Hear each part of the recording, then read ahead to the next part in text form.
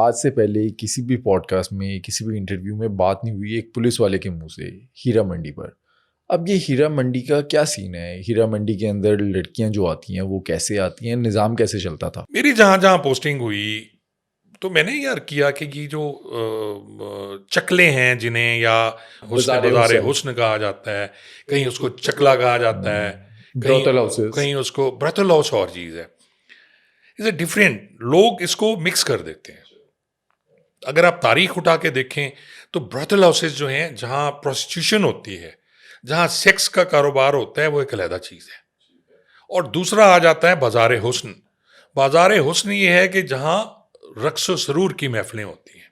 वो आप यूँ देखें कि अगर हम लाहौर को देखें, जो आपका शाही महल्ला है, अब शाही महल्ले में ब्रथल हाउस का एक अलहदा पोर्शन होता था, टिपिकली टिबी गली। वहाँ छोटे छोटे कमरे बने हुए हैं, वहाँ पर्दा चिक आगे चिक लगी हुई है और जो कुछ होता है उसी के अंदर हो रहा होता है। वहाँ औरतें बाहर खड़ी होती हैं और वो दावत गुनाह देती हैं। बाज़ार हुस्न में दावत गुनाह नहीं है, वो जिना की दावत आपको दे रही हैं। ये आपको यहाँ बड़े बड़े लोग आ रहे हैं। इवन कहा जाता था, आप उमराव जान अदा हैं, बाकी आप स्टोरीज देख लें तो बड़े बड़े जो लोग हैं, उमरा हैं, नवाब फैमिली, वो अपने बच्चों को तहजीब सिखाने के लिए, तरबियत के लिए भेजा करते थे। और उनकी एक अलहदा क्लास है, वो सिर्फ नाच गाना करते हैं। वो ये ज़रूर होता है कि एक नवाब ने या एक बड़े आदमी ने उसे रख लिया अपने पास एज ए कीप, उसे कीप रखा जाता है। और वो उसी के रोज़ में, ये कहा जाता है कि उसके रोज़ में बैठी हुई है, यानी उसे वो बंदा अफोर्ड कर रहा है। और जब भी वो आएगा, महीने बाद आता है, 2 महीने बाद आता है, वो उसके साथ रात गुजारेगा। वो उसी की पाबंद है, वो किसी और के साथ नहीं जाएगी। और होता भी यही था कि वो खातून या वो तवायफ या वो जो है, क्योंकि इनको तवायफ कहा जाता है, वो उनको कुछ और कहा जाता है। जिस्म बेचने वालियाँ कुछ और होती हैं। तवायफ जो है वो फिर उसी के रोज़ में बैठी रहती हैं और उससे वफादार होती है, जैसे एक बीवी अपने हस्बैंड से वफादार होती है। और दूसरी एक मैं मज़े की बात, आप जो मैंने वहाँ से एनालिसिस किया कि ये लोग जो हैं, ये नाचने गाने वाले, ये अपनी बहू को पर्दा कराते हैं। इनकी जो बहू है वो बच्चे पैदा करेगी, वो पर्दा करेगी। वो जो भाई है वो अपनी बहन को लेके जाएगा मुजरे के लिए, अपनी बीवी को लेके नहीं जाएगा। उसका काम 7 पर्दे में अंदर बैठ के बच्चे पैदा करना है। और जो उसकी बहन है वो नाच गा रही है। इस चीज़ की मुझे समझ नहीं आई। अब अगर आप देखें, ये पूरी हिस्ट्री देख लें आप, तो कहाँ कहाँ ये जो बाज़ार हुस्न थे और उसके साथ साथ मुलक्का ब्राथल हाउस थे। लाहौर में है, रावलपिंडी में है, पतौकी में है। इसी तरह आप आगे चले जाएं तो अब्दुल हकीम में है, और जहाँ जहाँ आपकी पोस्टिंग हुई वहाँ पर मुल्तान में है, अहमदपुर शर्किया में है, खानपुर में है, सखर में है, कराची में है, ली मार्केट जिसे कहते हैं। मेरी पोस्टिंग जहाँ रही, क्योंकि अहमदपुर शर्किया मेरी पोस्टिंग रही, वहाँ एक है, खानपुर वहाँ एक है। अच्छा, वहाँ पर बाज़ारे हुसैन है या फिर चकले हैं? बाज़ार हुस्न है, बाज़ार हुस्न है। जैसे मैंने कहा, खानपुर में भी बाज़ार हुस्न है, एक गली है पूरी, वहाँ सिर्फ नाचने गाने वाली है। और जो दूसरी हैं वो उधर होती हैं। लेकिन जैसे जैसे माहौल चेंज हुआ, फिर वो अब मिक्स हो गया सारा कुछ। ये दौलत की हिर्स, दौड़ जो है कमाने की, और फिर उसके साथ साथ आप देख लें कि मुजरा सुनने वाले ख़त्म हो गए। पहले मुजरा सुना जाता था तबले की थाप पे और हारमोनियम पे, फिर मुजरा आ गया जी डेक पे। अब गाना लगा के मुजरा होता है। आप जितने भी गाने वाली हैं, पहले एक मखसूस नस्ल होती थी, वही लोग नाच गाना करते थे। अब जो छोटे इलाके के लोग हैं, जो बच्चियां हैं जिनको ख़रीद लिया जाता है, या ऐसा आशिक जो फंसा के ले आता है, बेच के चला जाता है। इसी तरह सखर में बिकती हैं, इसी तरह कराची में बिकती हैं। अब वो सारी क्लास ख़त्म हो गई। लेकिन जिस वक्त की मैं आपको बात कर रहा हूँ, अगर आप 40s में और उसके बाद जाएं, तो ये 80s तक, शायद 90s तक ये सब कुछ चलता रहा। अब देखें ना, वहाँ ख़त्म हो गया। और जब यही गाने नाचने वालियाँ पॉश इलाकों में आ गई, डीएचए में आ गई, और इलाकों में आ गई, इकबाल टाउन में आ गई, तो वो सारा कुछ ख़त्म हो गया। और फिर प्रोस्टिट्यूशन फैली उसकी वजह से कि एक घर में एक नाचने गाने वाली आके रह रही है, साथ में अच्छे लोग हैं, उनका आप देखें कि खाना पीना खुला है, हर चीज़, और साथ में जो बच्ची उसके घर जाती है वो देखती है तो वो क्या करती है, उसके हाथ में आईफोन है, उसके पास नहीं है फ़ोन। तो फिर ये सारा कुछ, और फिर ये सारा करप्शन, प्रोस्टिट्यूशन इस तरह फैली हाँ। थी। अच्छा, अब ये जो प्रोस्टिट्यूशन में लड़कियां आती हैं, ये ज़बरदस्ती इनको लेकर आते हैं या ये अपनी मर्ज़ी से करती हैं? मैं ये समझता हूँ यार कि कहीं भी कोई अपनी मर्जी से नहीं करता। आपने कभी पकड़े हैं ब्रोथल हमने हाउसेस पे छापे मारे हमने हैं? रेड किए खानपुर में, हमने रेड किए। हमारे एक एसएचओ होते थे, खुदाबख्श मलिक, उन्हें बड़ा शौक था। और फिर वो उन्होंने कहना होता था पकड़ लो बस, जिसको भी पकड़ लो। वो हमने पकड़ने, फिर जोड़े बना के उनको चालान कर देना। अच्छा, कहा जाता है कि ये जो चकले चलते हैं, जिस्म फरोशी के अड्डे चलते हैं, पुलिस का इसमें हिस्सा होता है। यार कोई बेगैरत पुलिस वाला ऐसा करता होगा। मैं आपको अनहोत कहता हूँ, अनहोत कहता हूँ कि जब हमने ज्वाइन की पुलिस तो हमें ये कहा जाता था कि 3 काम आपने नहीं करना। आपने जुए के अड्डे से पैसे नहीं लेने, आपने मनशात फरोशों से पैसे नहीं लेने, आपने ब्रथल हाउस या प्रोस्टिट्यूशन से पैसे नहीं लेने। और इतने तक भी हमें पुलिस वाले अपने उस्ताद कहते थे, इससे बेहतर है अपनी माँ बेटी को बंदा उस जगह पे बिठा दे अगर आप पैसे लेते हो। मैं तो कसम उठा सकता हूँ मैंने कोई ऐसी हरकत नहीं की।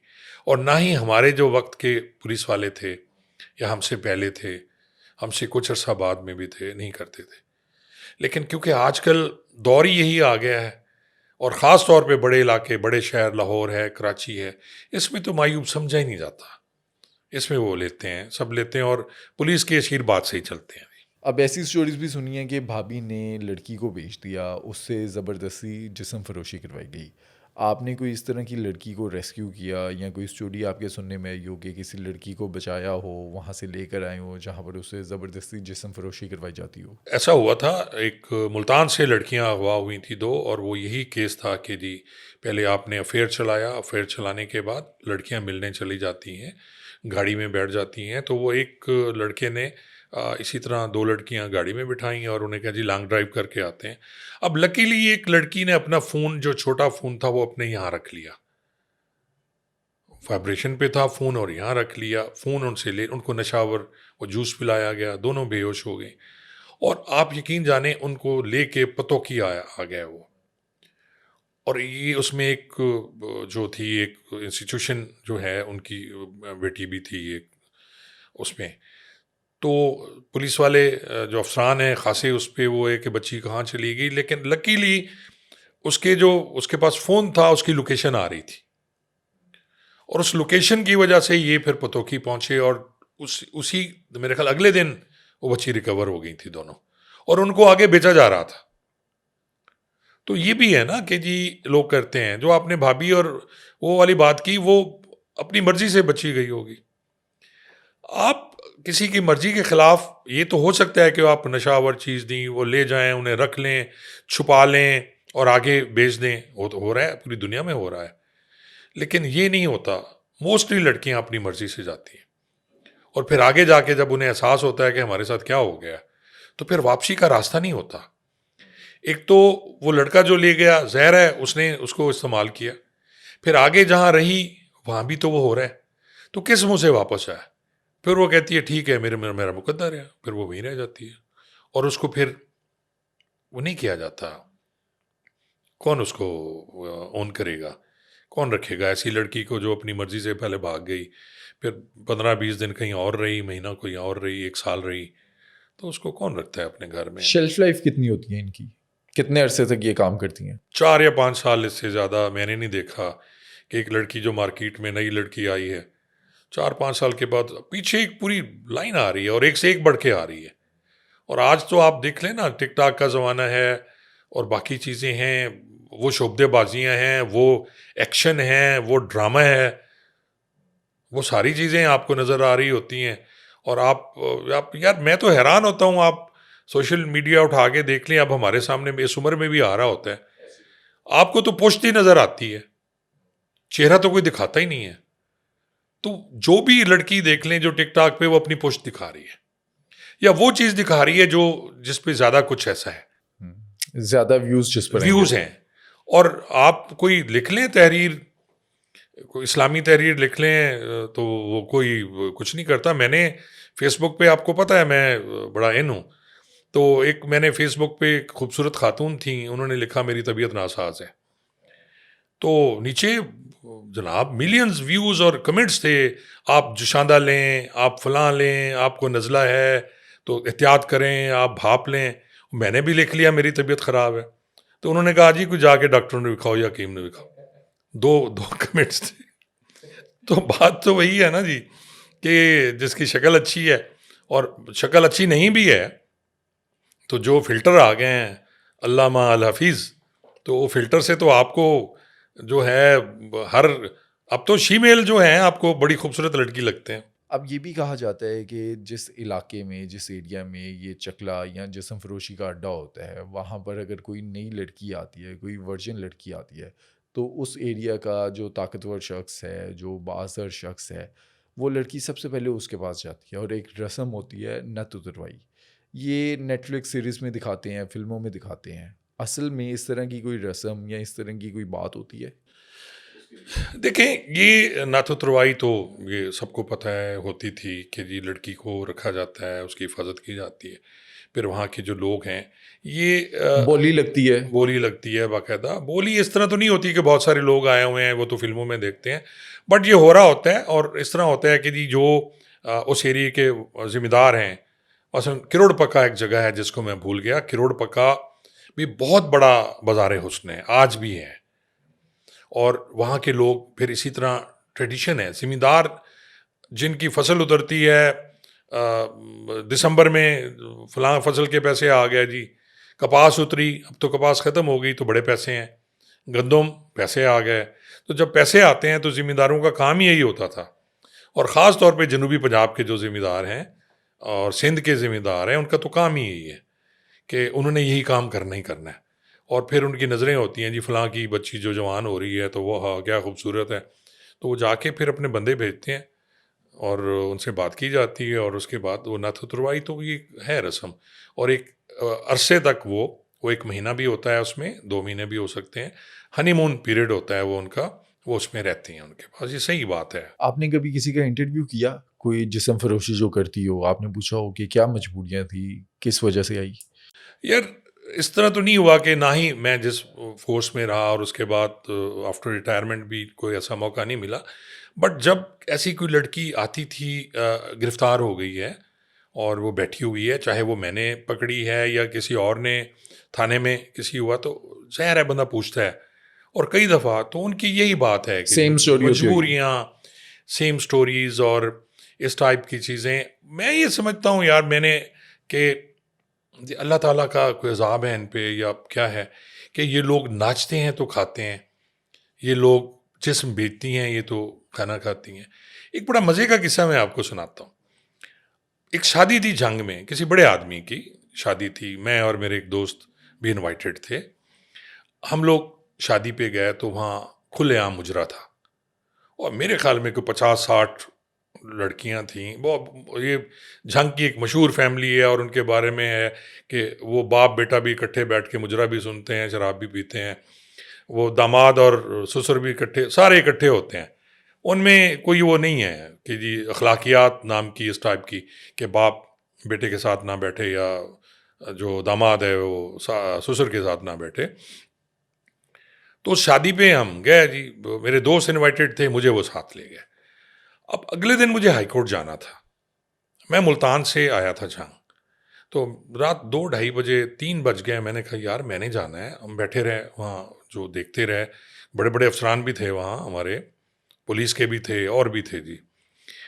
तो मैं जब नीचे उतरा, ऊपर हॉल था बहुत बड़ा जहाँ फंक्शन चल रहा था, नीचे सीढ़ियाँ थीं, तो जहाँ सीढ़ियाँ उतरती हैं वो बड़ा बड़ा बहुत बड़ा घर था, और जैसे आप देखते हैं फिल्मों में वो सीढ़ियाँ होती हैं वो उतर के आ रही होती हैं। नीचे 2 ख़वातीन थीं, 50-55 की, और उन्होंने मुसल्ला बिछाया हुआ वो नमाज पढ़ रही थी, नवाफिल पढ़ रही थी।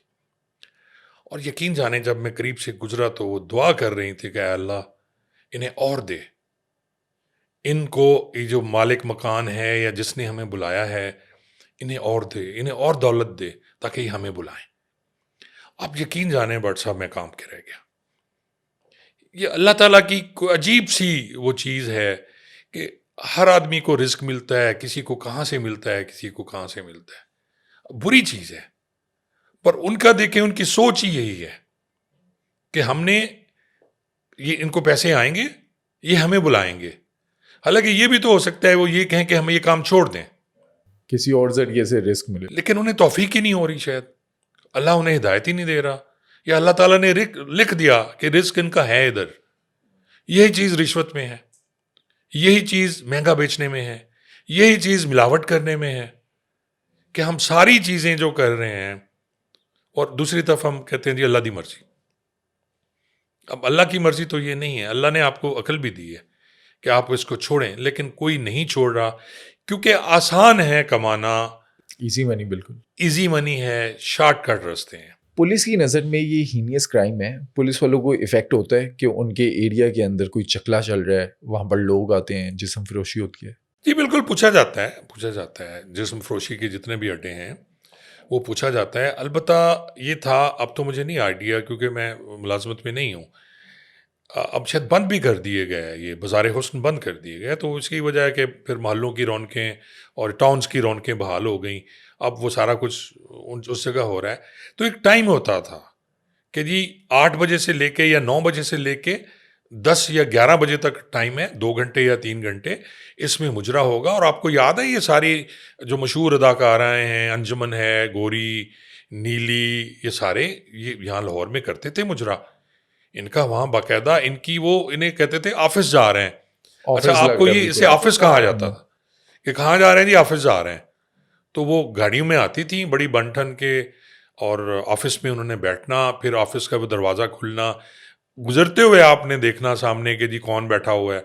अगर आपको पसंद है, आप गए, आपने एक निगाह डाली, और उसके बाद फिर आप चले गए, आपने मुजरा सुन लिया। प्रोटेक्शन हुआ करती थी, उस वक्त तक आपको नहीं पकड़ा जाता था। एक चीज़ होती थी उसमें कि शराब नहीं पीनी और बदतमीज़ी नहीं करनी किसी से। अगर वहाँ बैठ के कोई शराब पी रहा है, फिर पुलिस वाले फिर रहे होते थे, गश्त भी होती थी ना, और जो ही 11 बजते थे फिर विस्लें बजना शुरू हो जाती थी, बंद करो बंद करो बंद करो। कोई लाइसेंस भी होता था इनका?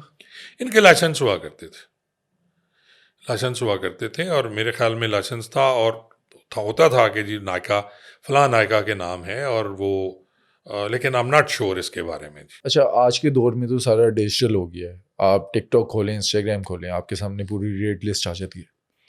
सारा डिजिटलाइज हो गया है। तो इसको डिजिटल होने के साथ साथ फिर पुलिस भी तो डिजिटल हो गई है ना जी, तो दोनों एक जैसे हो गए। तो आप नहीं, अब तो शायद इसको गुनाह समझा नहीं जाता। मैं अब देख ज़ाहिर है सोशल मीडिया से लिंक है, तो सारी चीज़ें मैं देख रहा होता हूँ, अपने मोबाइल फ़ोन पे देखता हूँ, लोगों से बात करता हूँ। आप देखें कि टिकटॉक पे जिस तरह की ज़बान इस्तेमाल हो रही होती है, और जिस तरह की लैंग्वेज है, और जिस तरह उनको जो कराई जाती हैं, उनको सज़ाएं या जो भी वटेवर, जो कि जी ये कपड़े में अंडे तोड़ने हैं, इधर जनाब पानी डालना है, और ये आपके जो रोल मॉडल हैं इस वक्त, पतलू साहब हैं, रजब भट्ट साहब हैं, और बाकी लोग हैं, ये ऐसी सी कमीनी हरकतें, उनके साथ एक डोगर बैठा होता है, एक और वो लड़का है डॉक्टर ईमान कोई है, वो ऐसी सी बातें होती, आप यकीन जाने कि शर्म आती है कि उनके घर वाले नहीं हैं। अब समिया दुबई हैं आजकल, और आप ये देखें कि वहाँ वो कहती हैं जो मर्जी करा लें मुझसे, वो किए जा रही हैं, और वो कहती हैं मेरे बड़े ताल्लुकात हैं पुलिस से, क्योंकि उनको प्रोटेक्ट किया गया उसको। उन्होंने ये नहीं देखा इस्लामाबाद पुलिस ने कि वो जो लड़का है वो कितने पैसे कहा गया उससे। वो मेरा जिस्म मेरी मर्जी, कि ठीक है जब तक वो खाते रहो ठीक है, आपने कहा रुक जाओ तो रुक जाओ। भाई वो उसका हिसाब तो दो ना, जो पैसे लिए क्यों लिए। अच्छा, उस टाइम पे स्टार्टिंग में शोर मचा, मैंने भी इस पर शो किया, मैंने इंटरव्यू भी लिया समिया का, बाद में माफ़ कर दिया। समिया का जो टास्क ही यही था, उसने कहा है जी कि मेरा बाप मुझे छोड़ गया, मेरी माँ, कल मैं देख रहा था, वो अचानक चीज़ें आती हैं तो आपको देखनी पड़ जाती हैं, उम्र के इस हिस्से में भी हम देख लेते हैं। तो वो कह रही है कि जी अगर मैं छोटी होती तो फिर मेरी माँ तो रुल जाती, मैं जवान थी, मैं कमा रही हूँ। अब उसको शर्म नहीं है कि उसकी वीडियो वायरल हुई, उसे इस बात की शर्म ही नहीं है। जिस दिन वीडियो वायरल हुई उसने ये कहा कि मुझे देखा हुआ तो सबने है, चलो आप भी देख लो। अब उसका ड्रेस और बोल्ड हो गया, उस वीडियो के वायरल होने के बाद उसका ड्रेस और बोल्ड हो गया। मिनाल मलिक साहबा थी एक, उनका भी इसी तरह हो गया, ड्रेसेस उनके बोल्ड हो गए। अच्छा, ये जो वीडियो वायरल्स हमने देखा लास्ट ईयर, हर दूसरे दिन किसी ना किसी की लीक वीडियो आ रही है, अब ये अपनी मर्जी से करवाती थी, क्या कुछ होता था? आपको आइडिया तो होगा इस बारे में। नहीं देखें, एक दौड़ है वायरल होने की, और फॉलोअर्स की। फॉलोअर्स की, उसका तरीका यही है कि आप इसी तरह वायरल होना है। आप अपना जिस्म दिखाएंगे तो वायरल होंगे। मार्केट में अपना टोटा फेंक मार्केट में दें। आप टोटा फेंक दें और तमाशा देखें, फिर उसके बाद कहें जी ये तो वो है, फेक है, और ये तो जनाब ऑटो वो से बनी हुई है, AI है। AI जनरेटेड है जी। और कोई मानता नहीं। आप देखें कि उस जो थी मनाहल मलिक, उसके मुकदमे में जिसने एक विलाग किया उसको पकड़ के बिठा दिया FI ने, साइबर क्राइम ने। ओ भाई आप ये तो देखो, जिसकी वीडियो बनी, एस खान जो था उसको किसी ने नहीं पकड़ा, मनाहल मलिक को किसी ने नहीं पकड़ा। कि आप वीडियो जो बनी, आपको शर्म आई, आपकी इसका मतलब है आप वीडियो बनाए वायरल कर रहे हैं, आपको कोई नहीं पूछता। वो तो किसी ने वायरल की ना, तो किसी ने ये नहीं कहा कि तुमने जिना किया उसकी सजा क्या है। जिना की सजा भी तो है ना, संसार है वो तो। पाकिस्तान में आपको लगता है ये सजाएं मिलेंगी? हम तो ना ही है ना छी है, ना इस्लामी मुल्क है, ना हम लिबरल हैं, ना इस्लामिक हैं, ना हम जमहूरियत पसंद हैं, ना माशाल्लाह है हमारे में। हम तो हमेशा दरमियाने हैं जी। अभी हम चकलों की बात करते हैं, वहाँ पर क्रैकडाउन भी होता है, रेड भी होती है, जोड़े पकड़े भी जाते हैं, सजाएं क्या होती हैं उनको? कुछ नहीं होता, जुर्माने हो जाते हैं, बस। वो मज़े लेते हैं, मजिस्ट्रेट भी हंसते हैं, देखते हैं, बात हो गई, जज साहब के पेश हुआ, ठट्ठा मजाक चलता रहता है, बेलें दूसरे दिन हो जाती हैं। टाइम ही ज़ाया हुआ। और सबसे बड़ी बात ये देखें कि हम, आप आज़ादी दे दें यार, अगर ऐसी बात है करने दें, आप क्यों नहीं करने दे रहे? मुझे इत्तेफाक होता है, दुनिया देखी, अब दुबई जाता हूँ, अजमान में लिकर हाउसेस आप देखें तो इतने बड़े बड़े लिकर हाउसेस हैं, शराब मिलती है, दुनिया की हर शराब ले लें आप, माह रमज़ान में खुले होते हैं। अच्छा, प्रोस्टिट्यूशन है वहाँ हो रही है, ठीक है, जितने भी स्पाज हैं उनके, हर स्पा में प्रोस्टिट्यूशन हो रही है। जितने भी पाकिस्तानी भाई हैं या बाकी दुनिया के हैं, ये वहाँ जाते हैं, मसाज कराते हैं। असल चीज़ ये हो रहा होता है, कोई रेड नहीं करता, कोई पुलिस वाला वहाँ से मंथली नहीं लेता, ठीक है, हो रहा है। जराइम भी कम है। जराइम भी कम है, चेक है ना, मैं आपको बताता हूँ। फिर वहाँ जितने डांस हाउस हैं, जिनको क्लब्स कहते हैं, वहाँ रशियन क्लब है। अब मैं वहाँ जाता हूँ, ज़ाहिर है मैं साफ़ी हूँ, पुलिस वाला कीड़ा है कि एक एक चीज़ को मैं ऑब्जर्व कर रहा होता हूँ। मैं थाने भी देखता हूँ, मैं ये सारी चीज़ें देखता हूँ मैं। आप आदी नहीं होना चाहिए आपको, पर आपको ये चीज़ें देखनी चाहिए। आप जाएं किसी क्लब में बैठ जाएं जो रात को शुरू होता है, 9 बजे क्लब शुरू होता है, रात को 3 बजे तक, 3 बजे के बाद किसी की जरूरत नहीं है कि वहाँ लाइटें ऑफ हो जाती हैं। वहाँ चाहे नवाब फने खां कोई बैठा है, पैसे फेंकी जा रहा है, 3 बजे के बाद वो बंद कर देंगे। उन्हें पता है कि वो फिर रहे हैं, वो जो उनकी पूरी टीम है जासूसों की जो उनको चेक करती है, पुलिस वालों की, तो ऐसी की तैसी फेर देते हैं। वो तो आपको उसी वक्त डिपोर्ट करेंगे, बाहर फेंकेंगे आपको। और वहाँ पर जो लड़कियां हैं वो पाकिस्तान, इंडिया, नेपाल, सारी बांग्लादेश। वो जो डिफरेंट हैं, अगर रशियन है तो वहाँ रशियन लड़की होंगी, यूरोपियन है तो यूरोपियन होंगी, इंडियन है तो वहाँ इंडियन लड़कियाँ हैं, पाकिस्तानी है तो वहाँ पाकिस्तानी लड़कियाँ हैं, कोई मिक्स हैं जिसमें इंडियन पाकिस्तानी, ये प्रोमोटर जो यहाँ से लेके जाते हैं वो डांस कर रहे होते हैं। फिर उनका ये है कि हर लड़की ने अपना अपना कोई फंसाया होता है, वही कर रहा होता है। फिर सबसे बड़ी बात ये जो मैंने उस पर मैंने पिछले दिनों इसका विलाग भी किया था, हम इतने बेशर्म कौम हैं कि हम अपने कायद आज़म, जिसकी हम बड़ी रिस्पेक्ट करते हैं, कायद आज़म साहब के बारे में कोई बात हो जाए तो बुरी बात है ना, एक जहाँ उनकी कुछ ऐसी बात हो जाए तो बड़ी बड़ी सज़ाएं मिली हैं, आप उनके नोट फेंक रहे हैं, आप पंखे में नोट मार रहे हैं, आप पाँव के नीचे नोट रख रहे हैं, आप महक मलिक पे नोट फेंक रहे हैं, जिस्म में आप नोट डाल रहे होते हैं। जिस्म के अंदर डाल रहे हैं उसके। वहाँ किसी को जुर्रत नहीं है कि जो उनके शाह हैं, उनके सुल्तान हैं, उनकी तस्वीर वाला नोट कोई फेंके। वो माला पहनाएंगे, वो ताज पहनाएंगे, ठीक है, पैसे नहीं देंगे। अब माला जो है वो मेरे ख्याल 500 की होती है, ताज 500 का होता है, माला की शायद ज़्यादा कीमत है, मुझे एग्जैक्ट नहीं है। बट वहाँ ये चल रहा है क्योंकि उन्हें अपने मुल्क से प्यार है, उन्हें अपने सुल्तान से प्यार है। वो नहीं करेंगे तो ऐसी की तैसी हो जाती है। और हमें तो यहाँ तो यही है ना कि गरीब को आप रगड़ दो, अमीर जो है जो मर्जी करता रहे। अच्छा, आपने मार्शल लॉ के दौर में भी काम किया। पाकिस्तान में कभी किसी को सरेआम सज़ा हुई है, फांसी वगैरह इस तरह के मामला हुए हैं कभी? देखें, कोड़े तो मारे गए सदर जा के दौर में, और हैंग मेरे ख्याल में मैंने नहीं देखा किसी को सरेआम फांसी दी गई हो। और जो ये कोरे मारते थे वो फौजी अफसरान होते थे या पुलिस वाले? नहीं नहीं, वो आम लोग थे, फौजी अफसरान नहीं होते। सजाएं फौजी अदालतों से होती थी। तो वो भी एक ड्रामा होता था पूरा। पहले एक स्टेडियम में हमारे अहमदपुर शर्किया में भी लगे थे कोड़े, मुझे याद है। एक स्टेडियम है, उसमें पहले ऐलान किया जाता था कि फ़लाँ टाइम फ़लाँ को कोड़े लगेंगे। और ये किस किस जुर्म पर लगते थे? बस जो मर्जी जुर्म आ जाए। जुर्म कौन सा होता है मार्शल लॉ में? जो भी चढ़ गया। बगावत, एक ही तो हमारे पास नारा है ना, बगावत का नारा तो है ना जी, बाकी हो ना हो, या कुछ ऐसी और चीज़ हुई है तो उसको लाते, और वहाँ पे टिकटिकी बांधी जाती है, वो क्रॉस बना के, और फिर ऊपर उसे बांध दिया जाता था। और फिर एक वो कोड़े मारने वाला दूर से भाग के आता है, तो 15-20 फुट से यूं आता, लहराता घोड़ा, और चपाग उसकी कमर पे वो लगता था, और नंगी कमर उसकी, और फिर वो खींचता था। तो वो ज़ाहिर है उसकी शिद्दत, और मुझे नहीं पता घोड़ा किस चीज़ का बना होता है, चमड़े का होता है, ऊपर कुछ को लगी होती हैं चीज़ें, लगते देखे हैं मैंने घोड़े। तो उस दौर में लगे हैं, लोगों को लगे हैं, बेताशा लगे हैं। और मकसद एक ही होता था, डर और खौफ पैदा किया जाए, ताकि हम जो मर्जी करते रहे, हमें कोई ना पूछे।